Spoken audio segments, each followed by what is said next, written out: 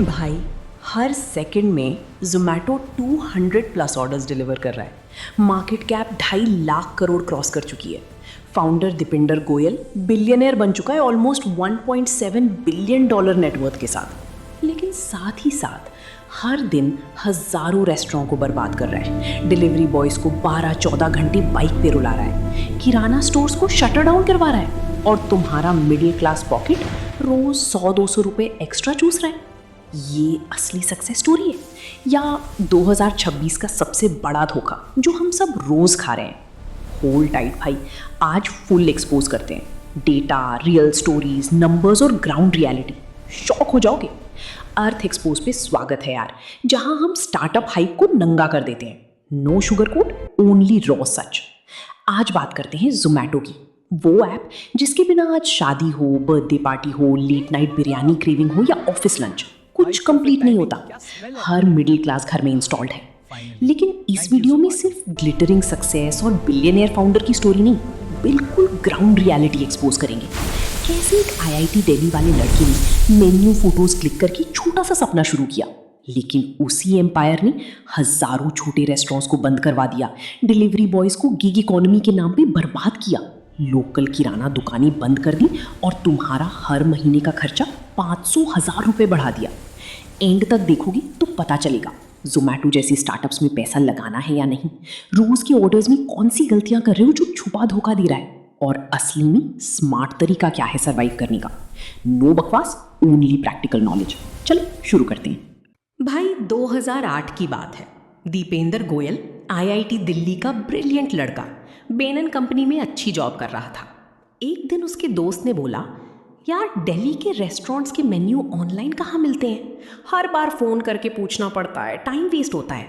दीपेंदर ने सोचा, क्यों ना खुद रेस्टोरेंट्स घूम घूम के मेन्यू की फ़ोटोज़ क्लिक करें और पीडीएफ बना के वेबसाइट पे डाल दें।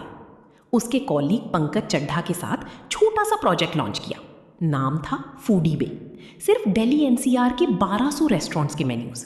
कोई बड़ा फंडिंग नहीं, कोई वीसी नहीं, कोई ऑफिस नहीं, बस दोस्त लोग यूज़ कर रहे थे और वर्ड ऑफ माउथ से धीरे धीरे बढ़ रहा था। 2010 में नाम बदला ज़ोमैटो, क्योंकि फूड से बाहर भी कुछ करना था और ईबे से नाम क्लैश नहीं होना था। फिर क्या, 2012 तक मुंबई, बैंगलोर, पुणे, हैदराबाद और बाद में ग्लोबल कंट्रीज़ में पहुंच गए। लोग सोचते थे ये तो सिर्फ ऑनलाइन मेन्यू डायरेक्टरी है, क्या ही बड़ा बिजनेस है। लेकिन असली गेम 2015 के अराउंड शुरू हुआ, जब उन्होंने फूड डिलीवरी शुरू किया। तब तक कंपटीशन स्विगी, उबर ईट्स सब रेडी थे। ज़ोमैटो को सर्वाइव करने के लिए वीसी फंडिंग की बरसात चाहिए थी।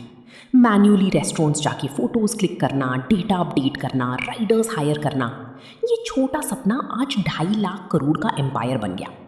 तुम्हें लगता है ये ईजी सक्सेस था? नहीं भाई, ये सर्वाइवल का जंगल था। हर ऑर्डर पे पहले लॉस, डिस्काउंट्स पे डिस्काउंट्स। सोच के देखो, एक नॉर्मल लड़का जो अच्छी जॉब छोड़ के ये रिस्क लिया, आज उसका नेटवर्थ इतना बड़ा। इंप्रेसिव है ना? लेकिन असली ट्विस्ट अभी बाकी है। फंडिंग का नशा और कैश बर्न का असली सच। ज़ोमैटो ने टोटल $1.6 बिलियन से ज़्यादा फंडिंग उठाया।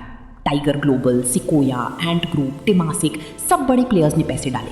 वैल्यूएशन स्काई रॉकेट होती गई, लेकिन हर साल हंड्रेड्स ऑफ करोड़ का लॉस चलता रहा। आईपीओ आया 2021 में। इशू प्राइस 76 रुपये था। लिस्टिंग डे पे 125 पे पहुंच गया। मार्केट ने 1 लाख करोड़ का टैग लगा दिया जब कंपनी अभी भी हेविली लॉस मेकिंग थी। लोग चिल्लाते थे ज़ोमैटो बिलियनियर बना देगा सबको। असली पिक्चर क्या थी? ईयर्स तक हर ऑर्डर पे 50-70% डिस्काउंट्स, फ्री डिलीवरी, कैशबैक, ताकि कस्टमर एडिक्ट हो जाए। दीपेंदर खुद बोलते थे लॉन्ग टर्म गेम है, लेकिन मिडिल क्लास भाई, तुम उस लॉन्ग टर्म के लिए रोज अपना पॉकेट खाली कर रहे थे। बाद में 20+ कंट्रीज से विड्रॉ कर लिया, सिर्फ इंडिया पे फोकस किया, क्योंकि बाहर का लॉस और ज्यादा था। FY26 के फुल ईयर नंबर्स आए, रेवेन्यू अराउंड 54,000 करोड़, लेकिन प्रॉफिट में 31% डिप आया एक्सपेंशन कॉस्ट्स की वजह से। लेकिन रीसेंट Q4 में revenue 17,292 crore, 196% jump. Net profit 174 crore, 346% up. सब लोग सेलिब्रेट कर रहे थे, लेकिन भाई ये सब ब्लिंकिट की वजह से था। अभी बात करते हैं उस बड़े ट्विस्ट की, जीनियस मूव या डेस्परेट गैम्बल। 2022 में सबसे बड़ा ट्विस्ट, जोमैटो ने ब्लिंकिट को 4500 करोड़ में खरीद लिया। पूरा मार्केट बोला दीपेंद्र पागल हो गया, 10 मिनट ग्रोसरी डिलीवरी इंडिया में नहीं चलेगी, ट्रैफिक, लॉजिस्टिक्स, सेफ्टी सब बर्बाद। लेकिन आज 2026 में देखो, ब्लिंकिट ने जोमैटो को रॉकेट लगा दिया। रीसेंट क्वार्टर में क्विक कॉमर्स ने 60+% कंट्रीब्यूशन दिया ग्रोथ में। डार्क स्टोर्स हजारों हो गए, अब वो खुद इन्वेंट्री ओन करते हैं, माल खरीदते हैं और बेचते हैं, इसलिए नंबर्स बढ़ गए। एडजस्टेड एबिटा भी पॉजिटिव हो गया। लेकिन असली सच यहाँ है यार, यूनिट इकोनॉमिक्स अभी भी टाइट है। 10 मिनट डिलीवरी के नाम पे गवर्नमेंट ने भी रेगुलेशंस लगाए, क्योंकि डिलीवरी पार्टनर्स की सेफ्टी इश्यूज बहुत बढ़ गए थे। हाइप था बहुत, रियलिटी में लोग रास्ते पे जान दे रहे थे। दिसंबर 2025 में न्यू ईयर के टाइम डिलीवरी स्ट्राइक्स हुए। राइडर्स ने बोला पे बढ़ाओ, सेफ्टी दो, 10 मिनट प्रेशर मत डालो। जोमैटो को एक्स्ट्रा इंसेंटिव्स देना पड़ा स्ट्राइक रोकने के लिए। ये है असली picture behind the fast delivery marketing. लेकिन रेस्टोरेंट्स का धोखा तो अभी बाकी है। अब आते हैं असली विक्टिम्स पे, रेस्टोरेंट्स। जोमैटो पे कमीशन 18 से 30% तक। छोटे और मीडियम रेस्टोरेंट्स के लिए ये सुइसाइड है भाई। एक दिल्ली का पॉपुलर ढाबा ओनर ने 2025 में वायरल वीडियो में बताया, पीक आवर्स में मेरा ऑर्डर ब्लॉक कर देते हैं, राइडर नहीं भेजते, जबकि पास वाले बड़े चेन रेस्टोरेंट्स को प्रायोरिटी देते हैं। उसके बिजनेस का 40% जोमैटो से आता था, फिर भी लॉस में था। Actual cost per order hidden fees के साथ 35-40% तक जाता है। और अप्रैल 2026 में वो कंट्रोवर्शियल प्राइस डिस्पैरिटी क्लॉज वापस लाने की कोशिश की। अगर रेस्टोरेंट अपने डाइन इन या डायरेक्ट ऐप पे सस्ता बेचेगा तो जोमैटो फाइन लगाएगा। बहुत बड़ा बैकलैश हुआ। NRAI ने CCI में कंप्लेंट की, एंटी कंपेटिटिव प्रैक्टिसेस की, फाइनली ड्रॉप करना पड़ा। लेकिन कितने रेस्टोरेंट्स ऑलरेडी बंद हो चुके थे तब तक। कस्टमर का फ़ोन नंबर रेस्टोरेंट को डायरेक्टली मिल रहा है। Spam calls, unwanted offers, privacy का क्या, डेटा शेयरिंग का ये नया धोखा है। बड़े चेन सर्वाइव कर लेंगे, लेकिन मिडिल क्लास का फेवरेट लोकल ढाबा, वो छोटा फैमिली रन रेस्टोरेंट, बंद। इसीलिए आज हजारों रेस्टोरेंट सिर्फ जोमैटो पे डिपेंड है और फिर भी स्ट्रगल कर रहे हैं। तुम्हें लगता है ये सक्सेस उनके लिए है? नहीं भाई, ये इन्वेस्टर्स के लिए है।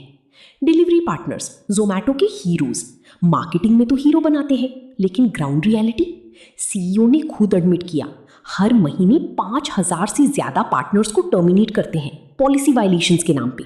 2025-26 में स्ट्राइक्स हुई, एक्स्ट्रा इंसेंटिव्स दिए गए न्यू ईयर पे ताकि काम ना छूटे। बाइक पे 12-14 घंटे, पेट्रोल खुद भरो, रेनकोट और हेलमेट खुद खरीदो, एक्सीडेंट का खतरा। और पेमेंट पीक आवर्स में थोड़ा एक्स्ट्रा, बाकी टाइम में बेयरली मिनिमम वेज। तेलंगाना हाईकोर्ट ने भी सवाल किया, आर्बिट्रेरिली आईडी ब्लॉक क्यों करते हो? सेफ्टी के लिए कुछ नहीं, बस प्रेशर। एक राइडर ने बताया, महीने में 25-30 हज़ार कमाता हूँ, लेकिन पेट्रोल, मेंटेनेंस, मेडिकल खर्चा निकाल के हाथ में कुछ नहीं बचता। 10 मिनट डिलीवरी के लिए स्पीड लिमिट तोड़ना पड़ता है, जान रिस्क पे। ये है गिग इकोनॉमी का असली चेहरा। सक्सेस स्टोरी में ये नहीं दिखता, लेकिन हर ऑर्डर के पीछे एक बंदा बर्बाद हो रहा है। अब तुम्हारी बारी, मिडिल क्लास भाई और बहन। प्लेटफॉर्म फी हर साल बढ़ रहा है, अब एवरेज 12-15 रुपये पर order. Delivery charges, surge pricing, rain charges, एक नॉर्मल ऑर्डर अब 50-100 रुपये महंगा। क्विक कॉमर्स ने किराना स्टोर्स को कितना नुकसान पहुंचाया? 2024-25 में 2 लाख से ज़्यादा किराना दुकानें बंद हो गईं। वो लोकल अंकल जो 20 साल से ट्रस्ट के साथ बेच रहा था, अब उसकी दुकान फटर डाउन।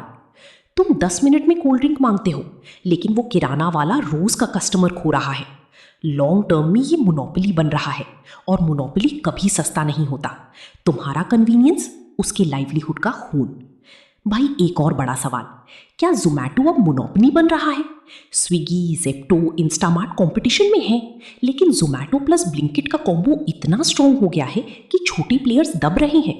2026 में रिपोर्ट्स आ रही हैं कि मार्केट शेयर 55% से ज़्यादा हो गया है क्विक कॉमर्स में। अगर ये बढ़ता गया तो प्राइसेस बढ़ेंगे, चॉइसेस कम होंगे और हम सब डिपेंडेंट हो जाएंगे। दीपेंद्र का विजन इम्प्रेसिव है, लेकिन क्या ये विजन मिडिल क्लास के लिए फ़ायदेमंद है या सिर्फ उनके इन्वेस्टर्स के लिए? ये सोचने वाली बात है। तो अब सवाल ये है, क्या करना चाहिए असली में? पहली गलती मत करो, हर दिन जोमैटो पे ऑर्डर मत करो। हफ्ते में सिर्फ 2-3 बार, बाकी दिन लोकल रेस्टोरेंट जाके खाओ या घर पे बनाओ। हेल्थ भी ठीक रहेगी, पॉकेट भी बचेगी और लोकल बिजनेस भी खुश। दूसरी, अगर तुम स्टार्टअप शुरू कर रहे हो, फंडिंग के पीछे मत भागो, पहले यूनिट इकोनॉमिक्स क्लियर करो, वरना जोमैटो जैसा कैश बर्न और लॉस का अंधेरा आ जाएगा। तीसरी, इन्वेस्ट करना है तो हाइप मत देखो, लेटेस्ट क्वार्टरली नंबर्स देखो, लेकिन लॉन्ग टर्म सस्टेनेबिलिटी भी चेक करो। क्विक कॉमर्स प्रॉफिटेबल हो रहा है, लेकिन कंपटीशन और रेगुलेशंस बढ़ रहे हैं। चौथी, डेली लाइफ में लोकल बिजनेसेस को सपोर्ट करो, किराना से खरीदो, स्मॉल रेस्टोरेंट्स को डायरेक्ट कॉल करो ऑर्डर के लिए। कन्वीनियंस के नाम पे अपना इकोसिस्टम मत बर्बाद करो। ये नहीं कि जोमैटो यूज मत करो, लेकिन स्मार्टली यूज करो। हाइप मत पढ़ो, रियलिटी समझो। भाई, जोमैटो की सक्सेस स्टोरी इंप्रेसिव है। दीपेंदर ने सपना देखा, मेहनत की और पूरा किया। Valuation 2.5 lakh crore, Blinkit rocket, numbers impressive.